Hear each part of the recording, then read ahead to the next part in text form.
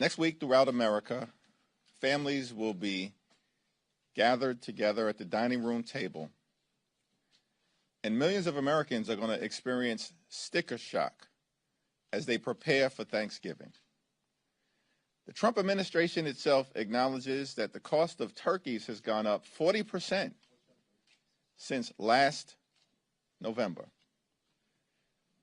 Grocery costs are through the roof, housing costs out of control, electricity bills through the roof, and the Trump administration and Republicans here in Congress continue to refuse to extend the Affordable Care Act tax credits. That means that tens of millions of Americans are about to experience dramatically increased premiums, copays, and deductibles. In some cases, health insurance costs are going to go up $1,000 or $2,000 per month. We have a cost of living crisis in the United States of America, and Donald Trump and Republicans haven't done a damn thing about it. In fact, costs aren't going down, costs are going up all throughout America. And the Trump tariffs are costing everyday Americans thousands of dollars in additional expense per year. Now, House Republicans are on vacation for 7+ weeks, a taxpayer-funded vacation, until they were forced to crawl back into town. We have a week of legislative session that began on Monday and will last until Friday. And House Republicans haven't brought a single bill to the floor that actually addresses the high cost of living in the United States of America. It's perplexing. What is wrong with these people? What did they not get from their shellacking 2 weeks ago all across America, up and down the ballot, in state after state after state, where the American people have made clear we don't support Republican extremism. Republicans have done nothing to make our life better. And we're thankful for Democrats for continuing to lean in to driving down the high cost of living. And now we're in the midst of this health care affordability fight. And Donald Trump's response to it is, let's repeal the Affordable Care Act. No credible plan to make health care more affordable for the American people. Donald Trump's plan, adopted by House Republicans, is let's repeal the Affordable Care Act, and we're going to continue to refuse to extend tax credits that make health care more affordable for working class Americans, middle class Americans, and everyday Americans. House Democrats are going to continue to stand on the side of the American people. Our fight will be to continue to lower the high cost of living, to address the Republican health care crisis, fix our broken health care system, extend the Affordable Care Act tax credits, and actually do things that are designed to make life more affordable for the American people. Questions? Manu? During the very high-profile Michael Cohen hearing, Stacey Plaskett was in direct communication with Jeffrey Epstein, and this was after he pleaded guilty to sex crimes. This is after the Miami Herald investigation into all these heinous acts. So why, as a Democratic leader, why are you okay with that? I expressed my position on the floor yesterday. My statement speaks for itself. In a bipartisan way, the resolution that was introduced targeting Stacey Plaskett was defeated.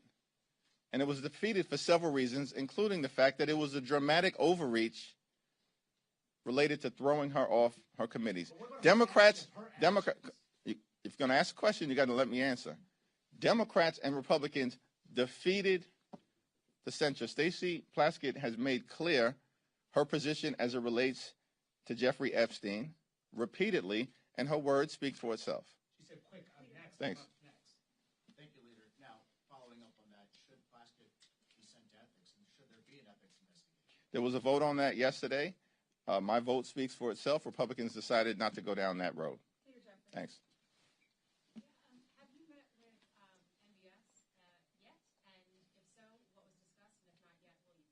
I was part of the bipartisan meeting hosted by the Speaker this morning.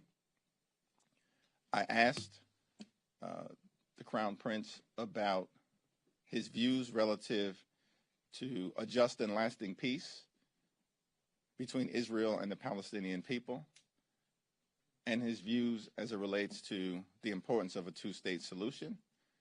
The Crown Prince reiterated his view that a one-state solution in Israel is impractical,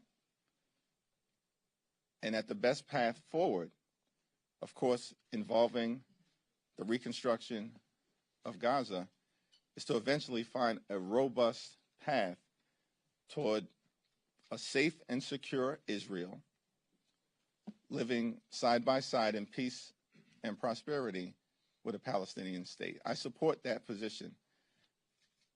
I think we'll continue to stand by the special relationship between our two countries. It's incredibly important. But as we move forward to find a path toward a just and lasting peace, ultimately, it has to involve a safe and secure Israel, living side by side in peace and prosperity with a Palestinian state, where the Palestinian people can realize their aspirations for dignity and self-determination. Crown Prince reiterated what he has said publicly, his commitment toward finding that path forward. Was Jamal Khashoggi mentioned at all in his murder? It wasn't mentioned in the conversations that I was a part of throughout the meeting. Okay.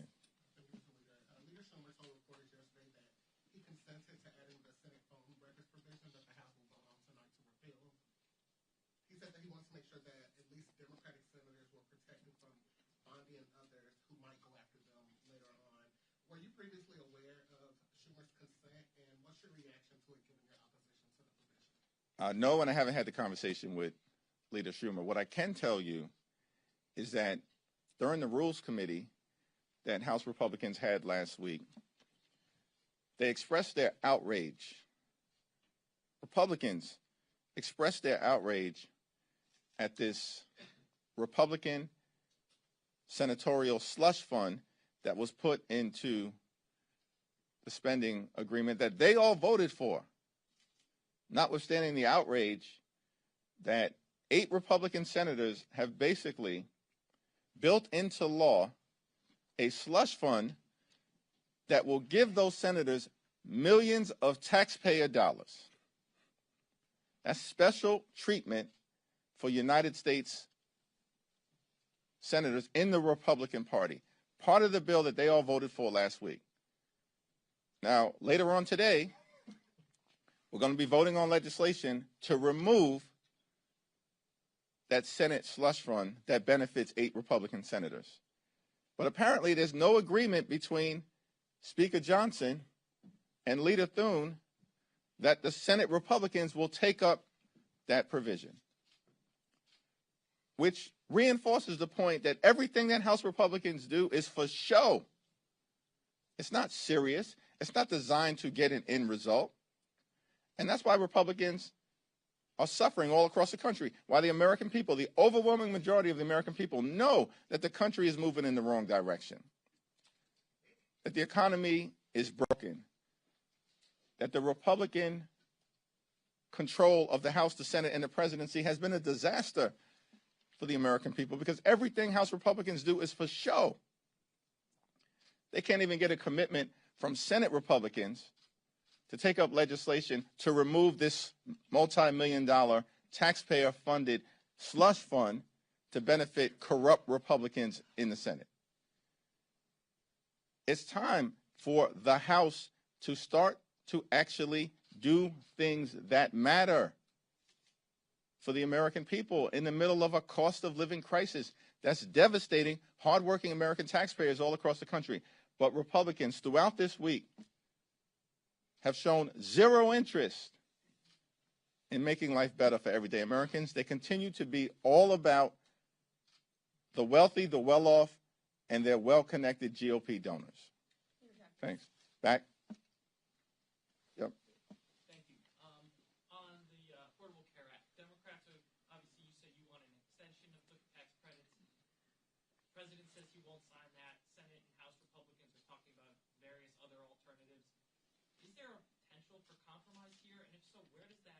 originate from? Because it seems like parties are talking past each other. We're in the middle of open enrollment right now, so tens of millions of people all throughout the country realize that their health insurance premiums are skyrocketing because of the Republican refusal to extend the Affordable Care Act tax credits. And during the Trump Republican shutdown, we repeatedly indicated that we want to work together in good faith with the other side of the aisle to address the Republican health care crisis. And Leader Schumer even offered a very reasonable proposal, which is a one-year extension of the Affordable Care Act tax credits and then a bipartisan commission to discuss fixing our broken health care system moving forward that Republicans continue to devastate. And Republicans refuse to take yes for an answer. And so at this moment in time, the House Democratic position is very clear, very simple, very easy, very straightforward. A 3-year extension of the Affordable Care Act tax credits before they expire on December 31st of this year.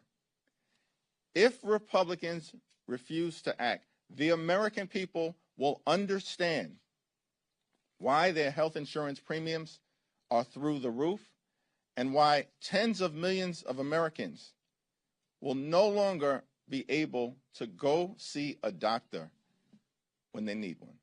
Leader Jeffries. Thank you so much, Leader Jeffries. House Oversight Chairman Comer said yesterday on the floor that you had Jeffrey Epstein over for dinner and took money from him back in 2013.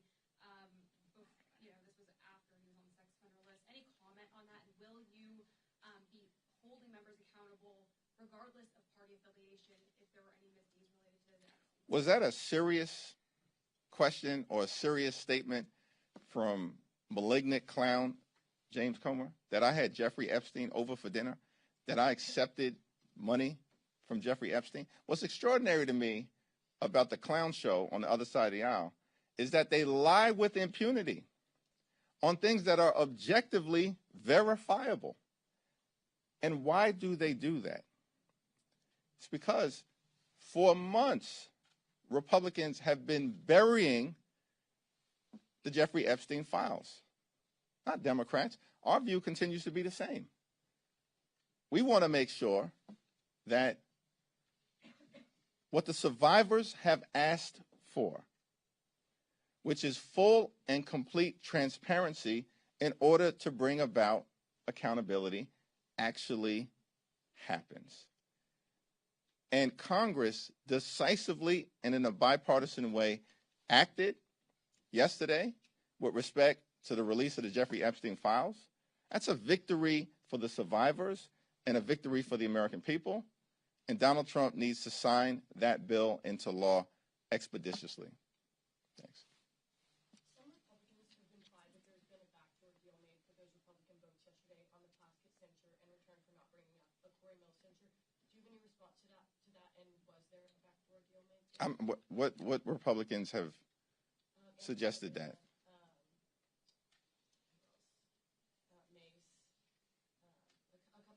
Yeah, the only thing that I can say is that Democrats are not going to unilaterally disarm. And there's a long list of Republicans worthy of censure. A long list of Republicans.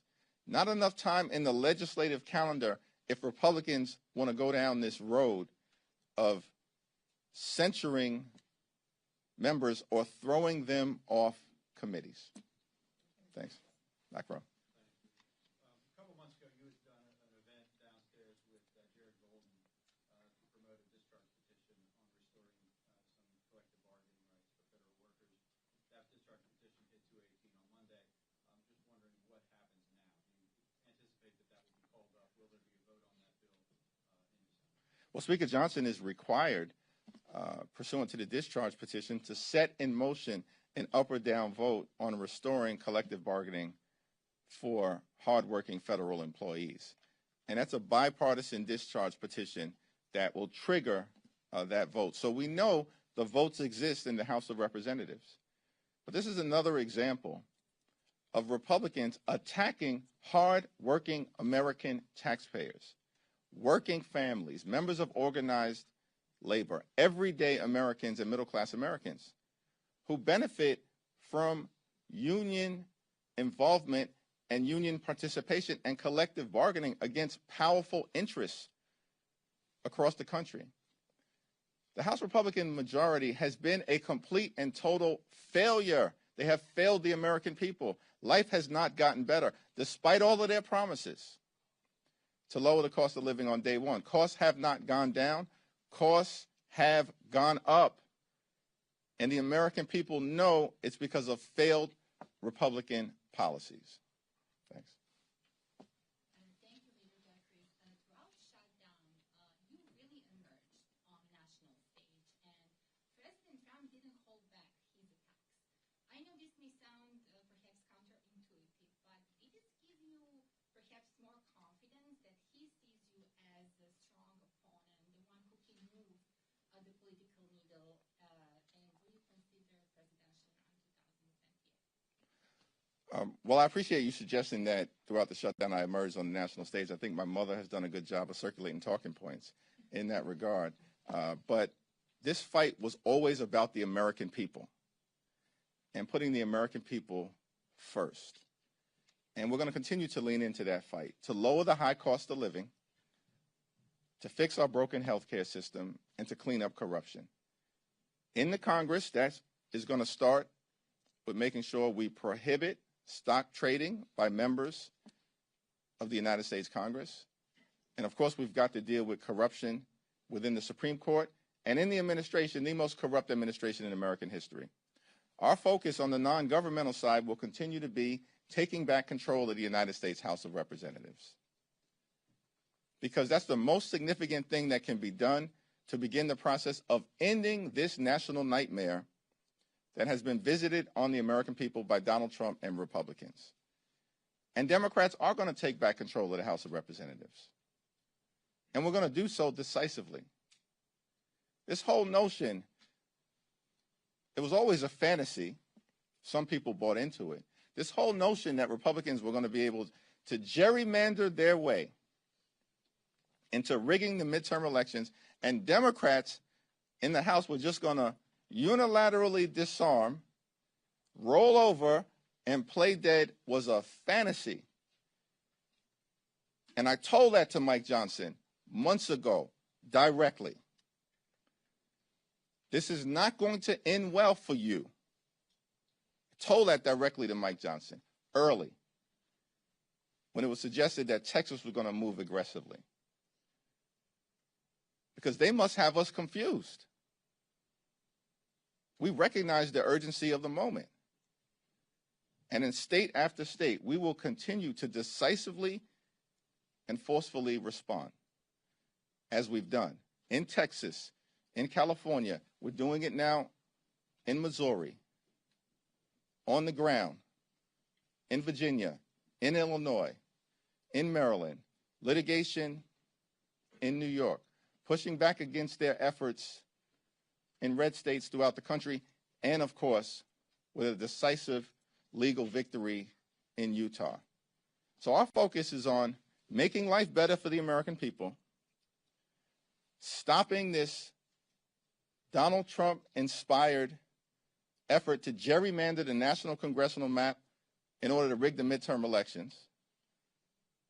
They started this redistricting fight. We will end it. And that's the reality that extreme MAGA Republicans are confronting right now. That being said, just to follow up on that, though, in light of the Texas ruling yesterday, do you worry at some point some of your counter efforts could also be invalidated? The Texas congressional map that was racially gerrymandered in violation of the law was declared to be unconstitutional in an opinion written by a judge appointed by Donald Trump, who centered that opinion on the corruption and the incompetence and the clear racial motivation of the Department of Injustice. That's the reality. of that decision in Texas, it was clear as day that Donald Trump and Republicans violated the 14th and the 15th Amendments of the United States Constitution. And then they jammed that gerrymandered map down the throats of the people of the great state of Texas in the dead of night.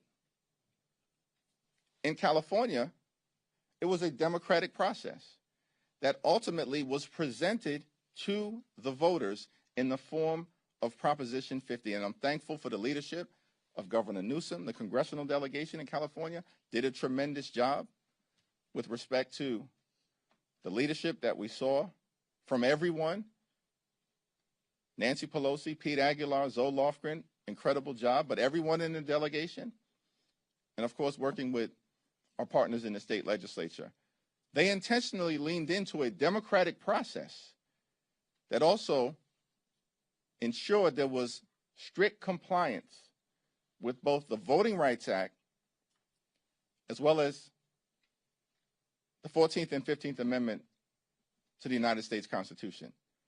Very different process. And so the litigation that has been filed, or at least threatened, by the Department of Justice against the California map is frivolous. And by the way, these people at the Department of Justice are both corrupt and incompetent. So much so that they detonated their own gerrymandering efforts in Texas. And because Texas has fallen, these people are now in full panic mode because they've set in motion a process that is not going to work out well for them in the end. Thanks. Thank you, Mr. Leader. You said just a moment ago that there's a long list of Republicans worthy of censure. Nancy Mace is going to be offering a privileged motion to censure Corey Mills later today. How do you plan to vote on that resolution, and will Democratic leadership be whipping your caucus for this vote? We haven't had a conversation about the resolution because we haven't seen the resolution, so I'll have to take a look at it. Thanks. Yes? President Trump has been posting on social media recently about health care, specifically saying that the only health care he will support is sending money directly back to the people. Has anyone from the White House or Republican Party approached you or anyone else in the Democratic Party about a specific plan? No, there hasn't been a single bit of outreach from Donald Trump or the White House about confronting the Republican health care crisis because they're not serious about it. It's not even clear to me that Donald Trump understands how the Affordable Care Act tax credits operate, because hardworking American taxpayers currently have the option to either utilize the tax credits on a monthly basis to lower their health insurance premiums significantly, or take the tax credits in connection to the filing of their taxes at some point on or before April 15th. The money can already go directly to the taxpayer. So Donald Trump has zero idea of what he's talking about. This is all fantasy. It's all political theater from Donald Trump. He's got no interest in making health care more affordable for the American people. And by the way, this is the same group of folks, House Republicans, who have literally tried to repeal the Affordable Care Act more than 70 different times over the last 15 years. This is the reason why in public opinion survey after public opinion survey, before the Trump shutdown, during the Trump shutdown, and after the Trump shutdown, the American people overwhelmingly trust Democrats to deal with fixing our broken healthcare system. Thank you. Just to clarify, and a follow-up question on the James Comer accusations, are you saying that your fundraisers never solicited money from Jeffrey Epstein in exchange for a meet and greet? Because he's saying that there's emails proving that. I have no idea what James Comer is talking about in terms of anything that any prior consultant may have sent. I had no idea about that either. But James Comer apparently made the representation on the floor of the House that I sat down with Jeffrey Epstein, had dinner with Jeffrey Epstein, have contributions from Jeffrey Epstein. He's a stone cold liar, and James Comer knows it.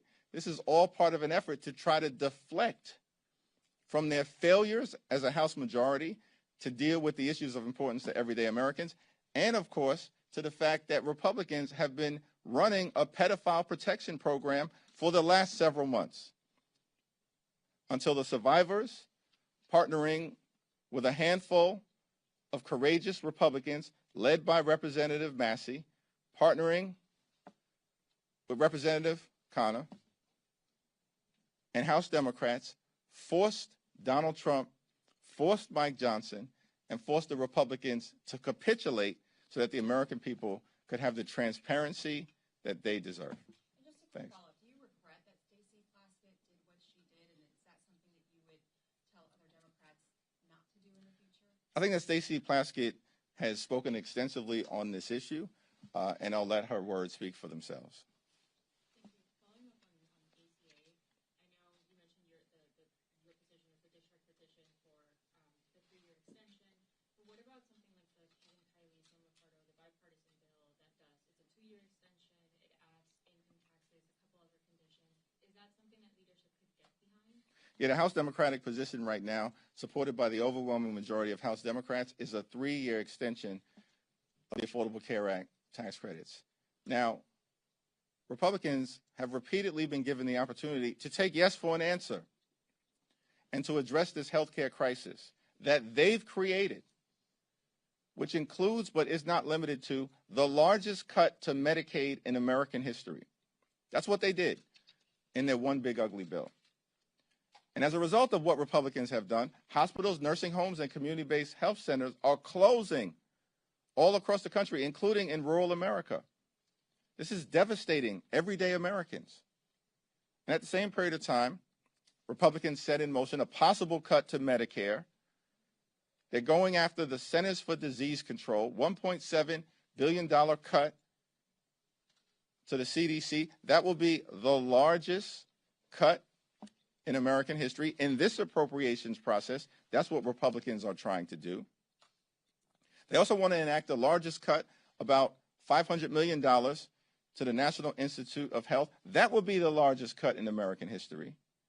And on top of all of that, Republicans continue to refuse to extend the Affordable Care Act tax credits, jeopardizing the health and well-being of tens of millions of Americans.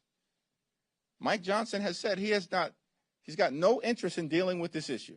There's no urgency.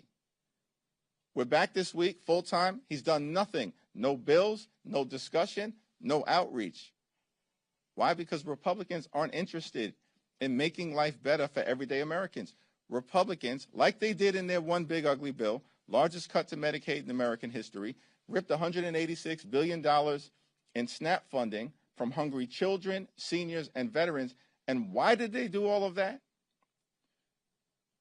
To provide massive tax breaks to their billionaire donors, which they made permanent. But now Republicans can't even find a dime or the time of day to extend the Affordable Care Act tax credits for tens of millions of working class Americans. Shame on them. Thank you. Thank you.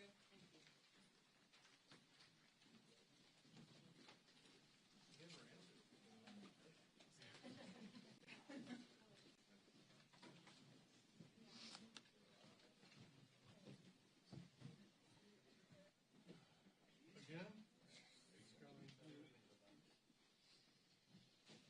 always something. Great job. Hey, great job, everybody. It's like you've never taken a picture of him before. You know,